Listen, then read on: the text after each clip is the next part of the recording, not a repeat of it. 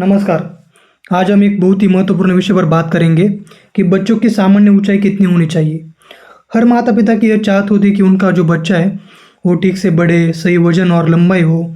उसके साथ साथ उनका बच्चे में कोई अबनॉर्मलिटी ना हो, एक सही हाइट अपने एक टाइम पे वो अटेंड करे, ये सबकी ख्वाहिश होती है।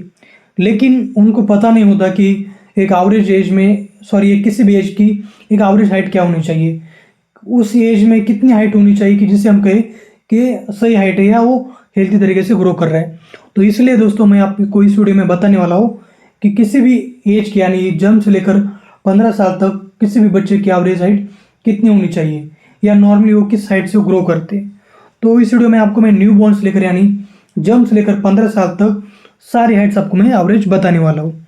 तो बेसिकली हम बच्चा जन्म होने के बाद यानी फर्स्ट डे से 2 साल तक हम उसकी लेंथ मेजर करते हैं, यानी उसकी हम हाइट मेजर नहीं कर सकते, इसलिए हम उसकी लेंथ मेजर करते हैं कि वो लेंथ कितनी है।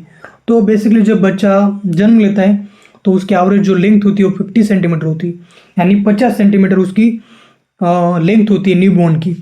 उसके बाद जब बच्चा 1 साल का होता है तब उसकी जो लेंथ है वो 75 सेंटीमीटर होती है। ओके, एंड नेक्स्ट ईयर यानी सेकंड साल को यानी दूसरे ईयर को उसके जो बच्चे की जो हाइट है वो एवरेज यानी लगभग 85 से लेकर 87 सेंटीमीटर तक होनी चाहिए होती है।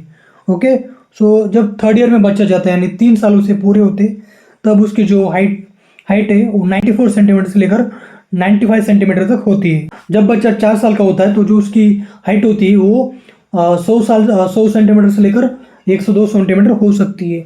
ओके, एवरेज होती है। हर कोई बच्चे की हाइट अलग हो सकती है, उसका फिनोटाइप या उसका जेनेटिक मेकअप अलग होता है, लेकिन एक एवरेज रीडिंग है कि 100 सेंटीमीटर से लेकर 102 सेंटीमीटर तक बच्चे की 4 साल को हाइट होनी चाहिए। उसके बाद 4 साल से लेकर 15 साल तक जब बच्चा हर साल 6 सेंटीमीटर से उसकी जो हाइट है वो बढ़ती है। समझे कि 4 साल के बाद 15 साल तक जो बच्चा है वो 6 सेंटीमीटर एवरेजली ग्रो करता है। तो इसका मतलब बच्चे की 5 साल में हाइट कितनी होनी चाहिए, 108 सेंटीमीटर से लेकर 110 सेंटीमीटर। फिर जब बच्चा 6 साल का होता है तो 6 सेंटीमीटर बढ़ के 116 सेंटीमीटर उसकी हाइट एवरेज ग्रो करती है। उसके बाद नेक्स्ट साल यानी 7 साल में 116 सेंटीमीटर से बढ़कर 6 सेंटीमीटर बढ़ के 122 सेंटीमीटर उसकी एवरेज हाइट होनी चाहिए। उसके बाद जब बच्चा 8 साल का होता है तब 128 सेंटीमीटर, और जब 9 साल का होता है तब उसकी जो हाइट है वो 133 सेंटीमीटर से लेकर 134 सेंटीमीटर तक होनी चाहिए।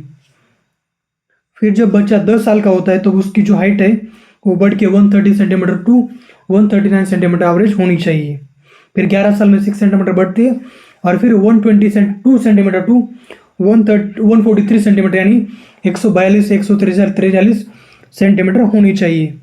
उसके बाद ऐसे करते हुए 6 सेंटीमीटर बढ़ के यानी 12 साल में 150, फिर 13 साल में 156 सेंटीमीटर, 14 साल में 162 सेंटीमीटर और 15 साल में 168 सेंटीमीटर, यानी हर साल ऐसे 6 सेंटीमीटर बढ़कर 15 साल में उसकी जो हाइट है या एक एवरेज जो उसकी ग्रोथ है वो एक 168 सेंटीमीटर होनी चाहिए 15 साल में।